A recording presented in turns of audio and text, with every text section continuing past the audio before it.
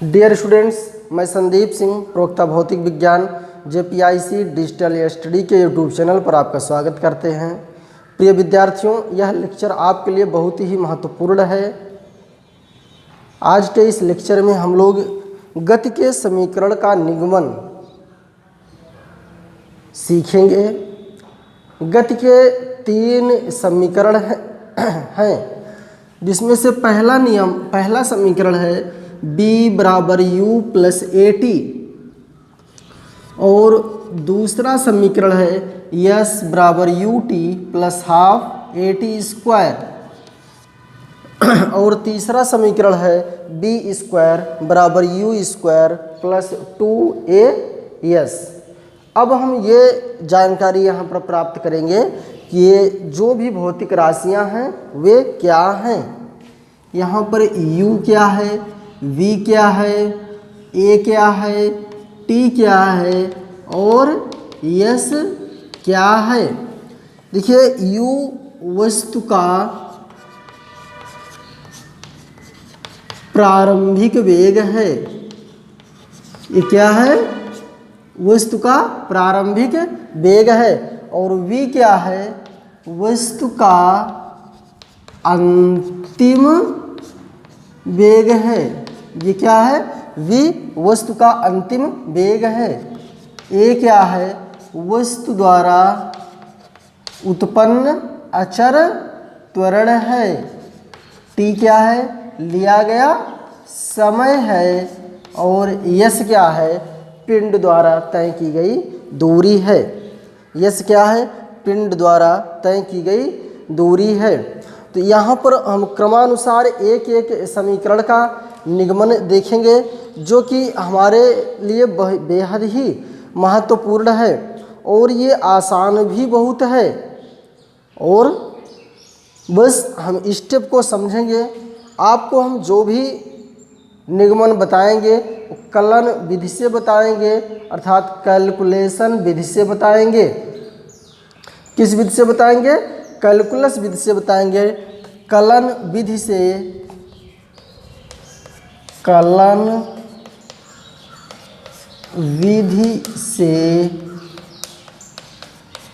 गति के समीकरण का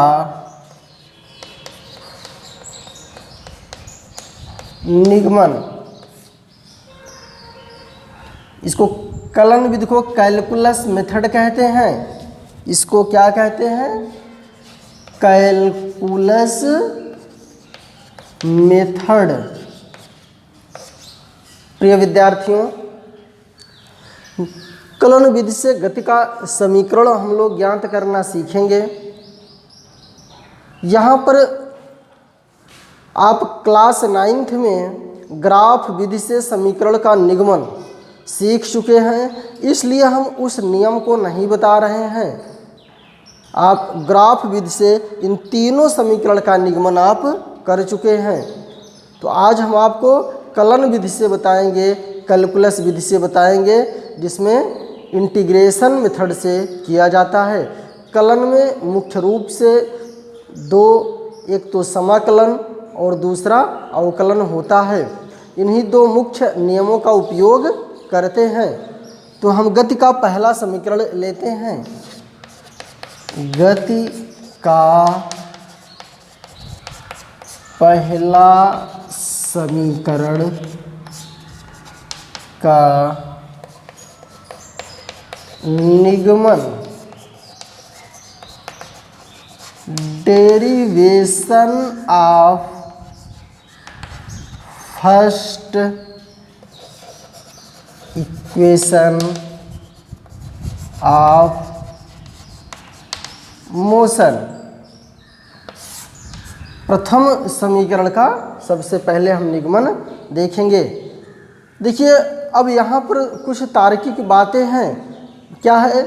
आप समीकरण 1 आप देखिए, V बराबर U प्लस AT। यहाँ पर B है और क्या है? T है, A है। इसके लिए हम एक ऐसे समीकरण का निगमन करेंगे कि जिसमें यही 3 ही राशि रहे।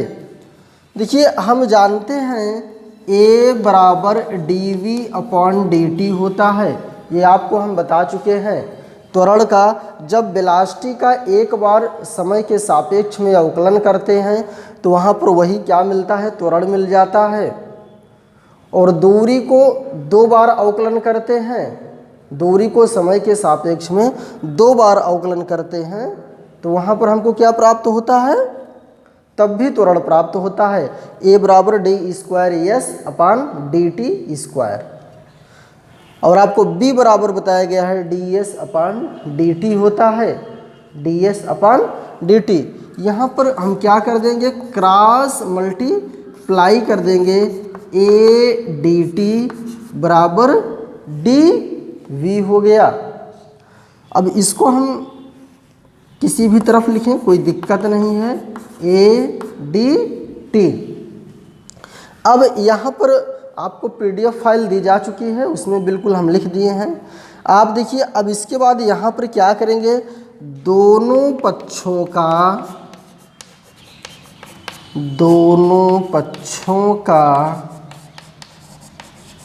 निश्चित सीमा के अंतर्गत समाकलन करने पर क्या करेंगे, दोनों पक्षों का निश्चित सीमा के अंतर्गत समाकलन कर देंगे। आप देखिए dv है, इस समाकलन का चिन्ह लगा दिए, ए डी टी है, समाकलन का चिन्ह लगा दिए। यहाँ पर dv है, वेलोसिटी है, तो प्रारंभिक वेग क्या है, u है, तो इसका लोअर लिमिट u हो गया और अपर लिमिट v हो गया। समय आपको बताया है सदैव 0 से शुरू होता है और ये t है, अपर लिमिट t। ऊपर वाले को अपर लिमिट पढ़ते हैं और नीचे वाले को लोअर लिमिट पढ़ते हैं।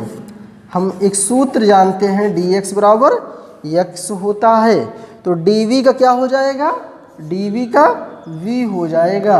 ये u हो गया और ये v हो गया। यहाँ पर एक कॉमन ले लेंगे, dt हो जाएगा। तो आप देखिए dt का क्या हो जाएगा, t हो जाएगा।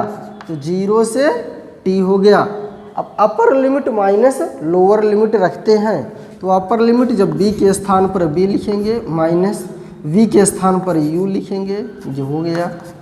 वही ठीक कार्य यहाँ भी करेंगे, तो a t माइनस 0। अब 0 का तो कोई मतलब नहीं रहेगा, v माइनस u बराबर a t। पक्षांतर कर देंगे, b बराबर u प्लस में हो जाएगा और a t तो प्लस में है ही।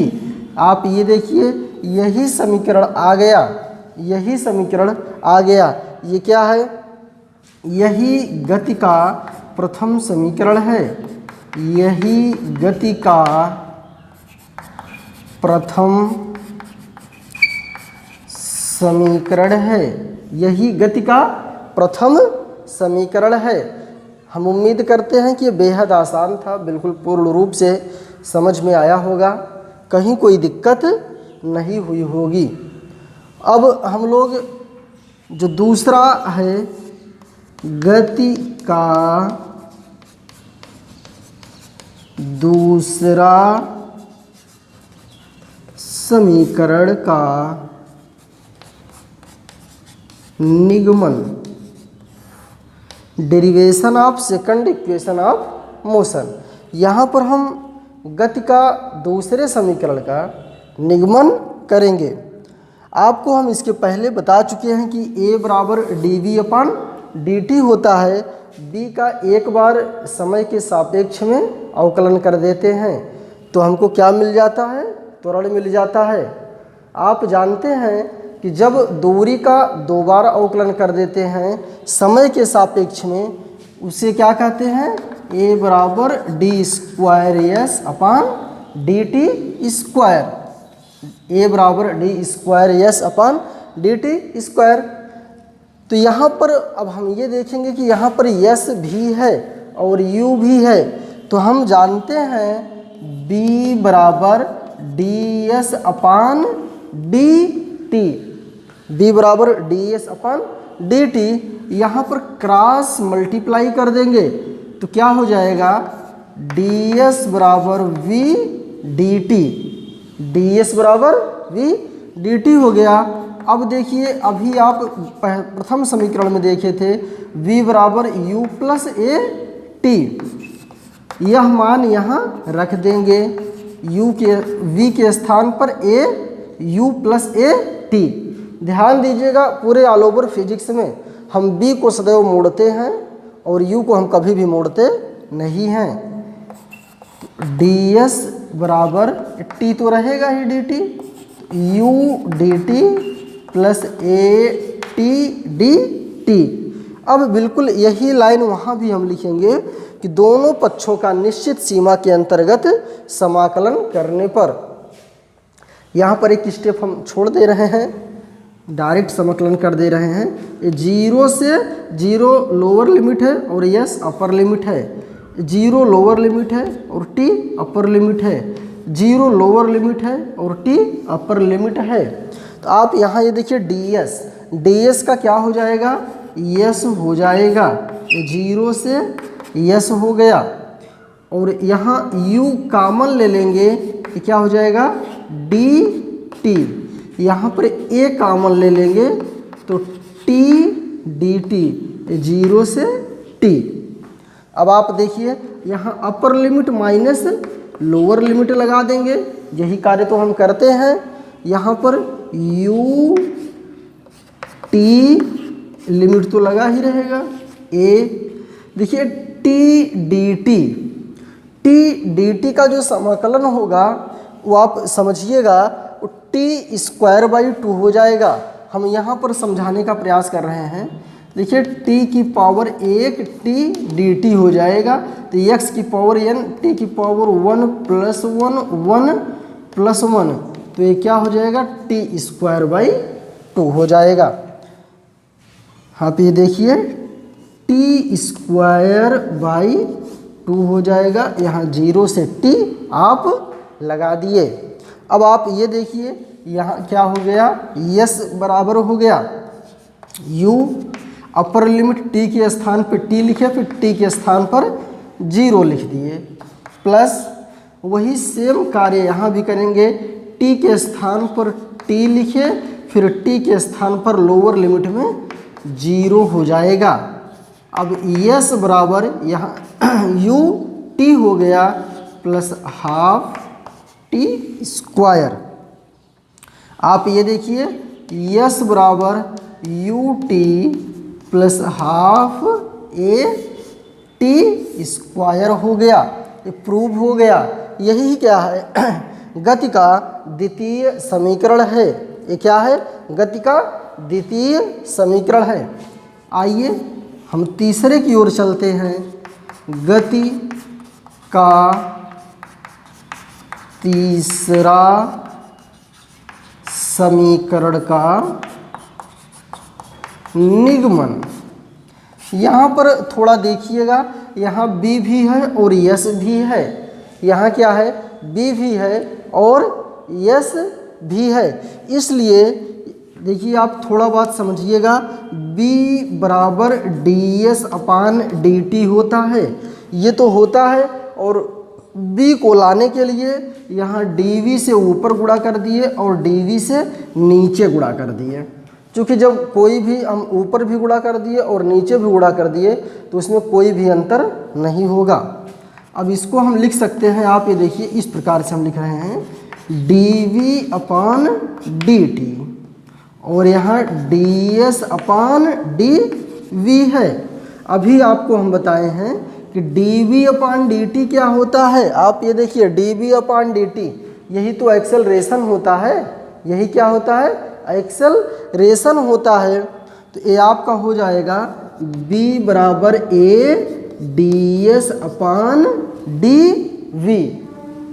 यहाँ पर क्रॉस मल्टीप्लाई कर देंगे आप तो क्या हो जाएगा v dv बराबर a ds।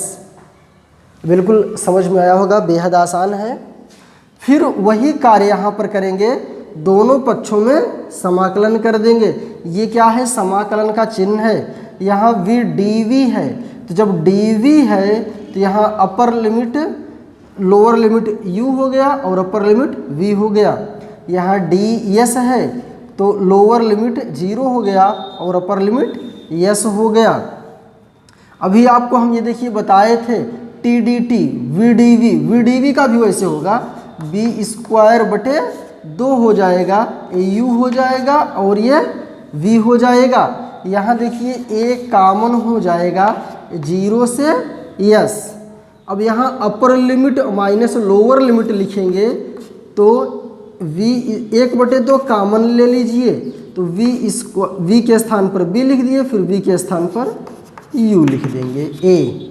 यहाँ डी एस का यस हो जाएगा 0 से yes, 1/2 b square minus u square, ये क्या हो गया, अपर लिमिट पे यस लिखिए फिर लोअर लिमिट पे 0 यस, 2 को इस साइड कर दिए तो हो गया b square minus u square बराबर 2a यस। अब यू स्क्वायर उस तरफ कर देंगे तो वी स्क्वायर बराबर u square plus 2a yes. आप ये देखिए यदि नहीं दिखाई दे रहा हो तो आप परेशान नहीं होइए, बी यू को पक्षांतर कर दिए, बी स्क्वायर बराबर u square plus 2a s आ गया। आपने ये देखा कि इन तीनों समीकरणों का बिल्कुल बेहद आसान शब्दों में यहाँ पर हमने निगमन करके आपको दिखाया।